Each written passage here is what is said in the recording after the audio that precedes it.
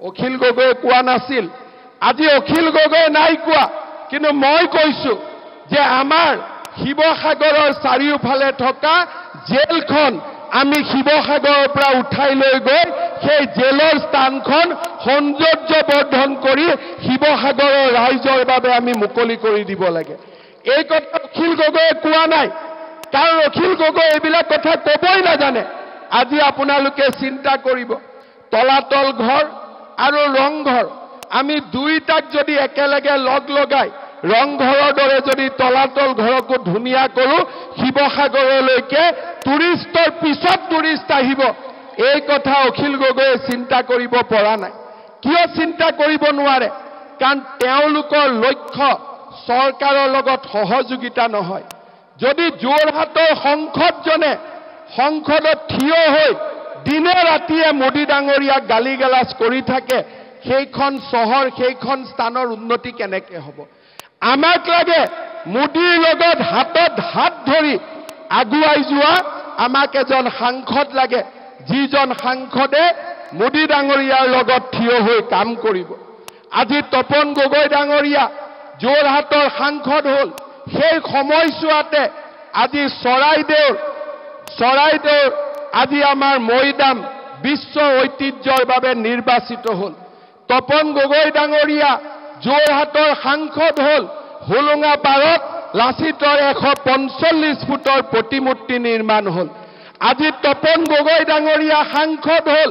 ৰংঘৰৰ পৰিসৰ বদলি গ'ল আজি তপন গগৈ ডাঙৰীয়া সাংসদ হ'ল নগাঁও আৰু যোৰহাট আৰু মাজুলী আৰু লখিমপুৰৰ মাজত দলং নিৰ্মাণৰ কাম আৰম্ভ হ'ল আজি তপন গগৈ ডাঙৰীয়া সাংসদ হ'ল শিৱসাগৰৰ চাৰিওফালে অসমমালা ৰাস্তা নিৰ্মাণ হ'ল আজি তপন গগৈ ডাঙৰীয়া সাংসদ হ'ল যোৰহাটত কেঞ্চাৰ হস্পিটাল হ'ল চৰাইদেউত মেডিকেল কলেজ হ'ল শিৱসাগৰত মেডিকেল কলেজ হ'ল এতিয়া মই প্ৰশ্ন কৰিব খোজো গৌৰৱ গগৈ ডাঙৰীয়াই কলিয়াবৰৰ কাৰণে কি কৰিলে মোক দুটা নাম গনিয়াই দিয়ক কলিয়াবৰত 10 বছৰ এমএলএ আছিলে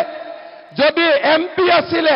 তপন গগৈয়ে যদি চৰাইদেউত মেডিকেল পাতিলে শিৱসাগৰত মেডিকেল পাতিলে চৰাইদেউৰ মৈদামক যদি বিশ্ব ঐতিহ্য ক্ষেত্ৰলৈ লৈ গ'ল লাচিতৰ যদি প্ৰতিমূৰ্তি পাতিলে ৰংঘৰৰ যদি কায়কল্প বদলাব কাম কৰিলে কলিয়াবৰত যোৱা 10 বছৰত কি কাম হ'ল মোক এটা কাম দেখুৱাই দিয়ক যিসকল ব্যক্তিয়ে কয় আণ্ডাৰ কাৰেণ্ট আছে মই তেওঁলোকক ক'ব খোজো অসমত অভাৰ কাৰেণ্ট চলিব আণ্ডাৰ কাৰেণ্ট ইয়াত নচলে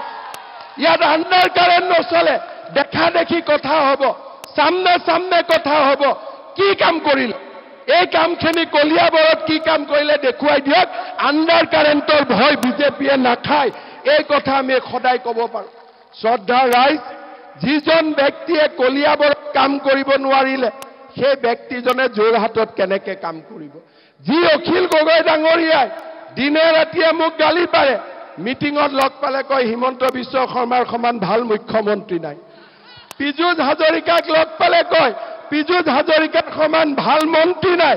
ৰণোজ পেগুক লগ পালে কয় এওঁতো মোৰ দাদা আৰু আপোনালোকক ক'ব বিজেপিক বিৰোধিতা কৰক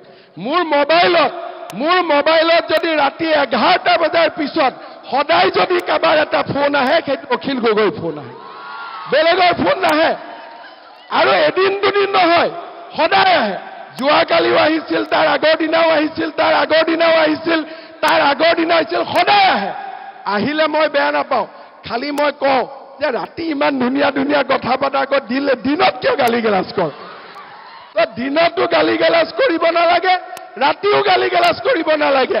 একেলগে লগ হৈ শিৱসাগৰৰ উন্নতিৰ কাৰণে আমি কাম কৰিব লাগে হয়নে নহয় আমি জীৱনত এমএলএ এমপি হোৱাৰ সুযোগ মানুহে বাৰে নাপায় মুখ্যমন্ত্ৰী হোৱাৰ সুযোগ বাৰে নাপায় জননী জন্মভূমিক সেৱা কৰাৰ বাবে আমি যেতিয়াই সময় পাওঁ প্ৰতিটো পল প্ৰতিটো ক্ষণ আমি ৰাইজৰ বাবে কাম কৰিব লাগে ইয়াতে মানুহৰ মাজত দুটা কথা কৈ লাভ নাই দুখন মুখা পিন্ধি লাভ নাই ক'ব লাগে যে শিৱসাগৰৰ কাম হ'ব লাগে আৰু শিৱসাগৰৰ কামৰ কাৰণে মই মোদীৰ লগত আছো মই হিমন্ত বিশ্ব শৰ্মাৰ লগত আছো ৰাইজে কোনেও বেয়া নাপায় কিন্তু যদি তাকে নকৰি প্ৰেছ দেখিলে সাংবাদিক দেখিলে হিমন্ত বিশ্ব শৰ্মাৰ তুলাধনা মোদী তুলাধনা আৰু ঘৰত লগ পালে পিঠাপনা এটো কেনেকৈ কাম হ'ব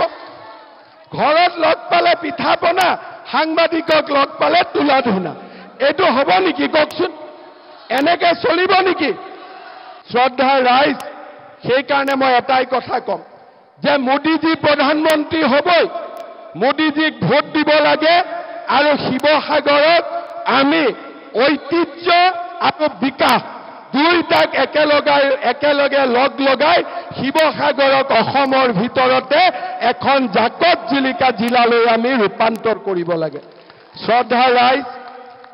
মোক শিৱসাগৰৰ বিজেপিৰ কৰ্মকৰ্তাসকলে মোক কৈছে যে মোদী ডাঙৰীয়াটো প্ৰধানমন্ত্ৰী হ'বই সকলো স্থানতে কিবা নহয় কিবা এখন ডাঙৰ অনুষ্ঠান হৈছে আমাৰ শিৱসাগৰত অসমত যদি আকৌ কিবা নেশ্যনেল ইনষ্টিটিউট আহে আমি শিৱসাগৰত যেন এইবাৰ এখন নেশ্যনেল ইনষ্টিটিউট স্থাপন কৰোঁ শ্ৰদ্ধা ৰাইজ মোক আমাৰ কুশল দুৱৰী সুৰভী বাইদেউ সকলোৱে কৈছে যে আপুনি কৈ যাব দিচাংমুখ আৰু দিখৌমুখৰ গৰাখহনি আমি প্ৰতিৰোধ কৰিম মই পীযুষ হাজৰিকাক আজিয়ে দায়িত্ব দি দিছো যে দিচাংমুখ আৰু দিখৌমুখৰ গৰাখহনিয়া ৰোধ কৰাৰ বাবে আমি সকলোৱে লগ হৈ কাম কৰিব লাগে শ্ৰদ্ধাৰ ৰাইজ ঐতিহাসিক যমুনাৰ সৌন্দৰ্য বৰ্ধন হ'ব লাগে জয়মতী কলাক্ষেত্ৰ স্থাপন কৰিব লাগে দিখৌ নদীৰ ওপৰত মেটেকা ঘাটত এখন দলং নিৰ্মাণ কৰিব লাগে লাগে নেকি লাগে নে নালাগে এইবিলাক কথাটো অখিল গগৈ নকয় আপোনালোকে কৈ আছে বাইদেউ লাগে আপুনি কাগজ দিছে আপোনাৰ এমএলএ কাগজ নিদিয়ে ইয়াতে এখন ইঞ্জিনিয়াৰিং কলেজ কৰিব লাগে শিৱসাগৰত লাইব্ৰেৰীটো অৰ্ধনিৰ্মিত হৈ আছে তাক সুন্দৰ কৰিব লাগে ন পুখুৰী আৰু পুৰণি পুখুৰীৰ সৌন্দৰ্য বৰ্ধন কৰিব লাগে নামদাং শিলৰ সাঁকোখন সংৰক্ষণ কৰিব লাগে হয়নে নহয় শ্ৰদ্ধাৰ ৰাইজ শিৱসাগৰ চিভিল হস্পিটালত 300 বেডলৈ আমি উন্নত কৰিব লাগে শিৱসাগৰৰ আশে-পাশে আধুনিক মাৰ্কেট কৰিব লাগে পুৰণি দিখৌ দলং সংৰক্ষণ কৰিব লাগে এই গোটেই কথাবিলাক আমাৰ ৰাইজে মোক কৈছে আমাৰ বিজেপিৰ সদস্যসকলে কৈছে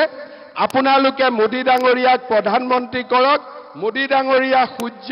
সূৰ্যৰ পোহৰ চন্দ্ৰই পায় আৰু চন্দ্ৰই নিশা মানুহক ধুনীয়াকৈ পোহৰ দিয়ে অলপ কৰি হলো মই বহুত দিব নোৱাৰিলেও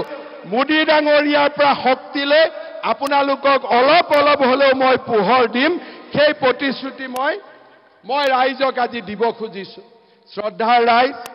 বিজেপি দলক বহুতে কয় যে সাম্প্ৰদায়িক দল শিৱসাগৰত অসমীয়া মুছলমান সমাজৰ বহুত প্ৰতিনিধি আছে বহুত বাসিন্দা আছে মই এটা কথা খুদিব খুজো অসমীয়া মুছলমান সমাজে কংগ্ৰেছৰ দিনত লাঞ্ছিত হৈ আছিল বিদেশী নাগৰিকৰ নোটিছ পাইছিল কোনো দিনেতো কংগ্ৰেছ চৰকাৰে অসমীয়া মুছলমানক খিলঞ্জীয়া মুছলমানৰ সংজ্ঞা দিয়া নাছিল কোনো দিনেতো খিলঞ্জীয়া মুছলমান সমাজ খিলঞ্জীয়া বুলি টিভিৰ সন্মুখত আগত ওলাই আহি ক'ব পৰা নাছিল তেওঁলোকে তুষ্টিকৰণৰ ৰাজনীতি কৰে কিন্তু অসমীয়া মুছলমান সমাজক খিলঞ্জীয়া মুছলমানৰ সংজ্ঞা অকল বিজেপি চৰকাৰে দিব পাৰে কাৰণ বিজেপিৰ সেই সৎ সাহস আছে বিজেপিয়ে সঁচাক সঁচা বুলি ক'ব মিছাক মিছা বুলি ক'ব আমি নামাজ পঢ়ি ভেকু ভাওনা নকৰো কাৰণ নামাজ পঢ়াৰ আগতে মই যিমান দূৰ জানো নামাজ পঢ়াৰ আগতে বহুত নিয়ম পালন কৰিব লাগে নিয়ম পালন নকৰাকৈ যদি কোনোবাই নামাজ পঢ়ে নিয়ম পালন কৰি থকা নামাজী সকলৰো নামাজ বেয়া হৈ যায় শ্ৰদ্ধা ৰাইজ মই নাজানো শিৱসাগৰত কি হৈছে বেলেগে নিয়ম পালন নকৰ অখিল গগৈতো নিয়ম পালন কৰা নাছিল এটোতো মই গ্যাৰান্টিত ক'ব পাৰো শ্ৰদ্ধা ৰাইজ মই নামাজ কৰিব নাজানো সঁচা কথা মই নামাজ কৰিব নাজানো কিন্তু অসমীয়া মুছলমানক খিলঞ্জীয়া মুছলমান বুলি কোৱা সাহস হিমন্ত বিশ্ব শৰ্মাৰ আছে আৰু সেইখিনি কাম আমি কৰিব পাৰো শ্ৰদ্ধাৰ ৰাইজ তুষ্টিকৰণৰ ৰাজনীতি বহুত হৈ গ'ল এতিয়া আমাক উন্নয়ন লাগে এতিয়া আমাক বিকাশ লাগে, এতিয়া আমাক চৌদিশে পোহৰ লাগে, যাতে আমি আগুৱাই যাব পাৰোঁ। আজি যদি গুৱাহাটীৰ উন্নতি হৈছে, আজি যদি যোৰহাটৰ উন্নতি হৈছে, শিৱসাগৰৰ উন্নতি হ'ব লাগিব। আজি অসমীয়া ডেকা ল'ৰা ছোৱালীয়ে টকা পইচা নিদিয়াকৈ চৰকাৰী চাকৰি পাব লাগিব। অসমীয়া মানুহে